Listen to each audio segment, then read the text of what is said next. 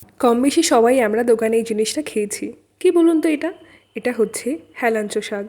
হ্যাঁ, এই হেলাঞ্চো শাকের চপ আমরা কম বেশি দোকানে অনেকেই খেয়েছি। আর এই হেলাঞ্চো শাক আমাদের বাড়ির সাইডে অনেকটা জায়গায় কিছুটা হয়েছিল। তাই জন্যেই ভাবলাম আজ সকাল সকাল কিছু শাক তুলে সেগুলোর আজকে চপ বানাবো।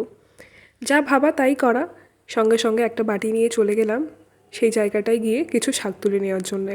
এমনিতে তো হেলাঞ্চো শাক আমার কাছে ভীষণ পরিমাণে তিতো লাগে, তবে চপ বানাতে গিয়ে চপের স্বাদে আর তিতোর স্বাদটা বোঝা যায় না। তাই জন্যে হেলাঞ্চো শাকের চপটা খেতে আমার খুব একটা মন্দ লাগে না। তারপর বেশ খানিকটা শাক তুলে সেগুলো ভালো করে পরিষ্কার করে 2-3 বার ধুয়ে নিয়ে মাকে দিয়ে দিলাম।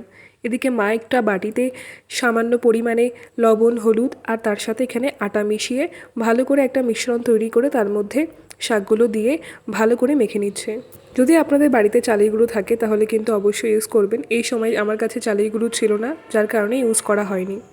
আর এর মধ্যে কিছুটা পরিমাণ লঙ্কা দিয়েছিলাম, দিয়ে ভালো করে মিক্স করার পরে মা এদিকে মাছ ভাজছিল, তো মাছ ভাজার কড়াইয়ে খানিকটা তেল ছিল, সেই তেলের মধ্যেই মা এদিকে চপগুলো ভেজে দিচ্ছে।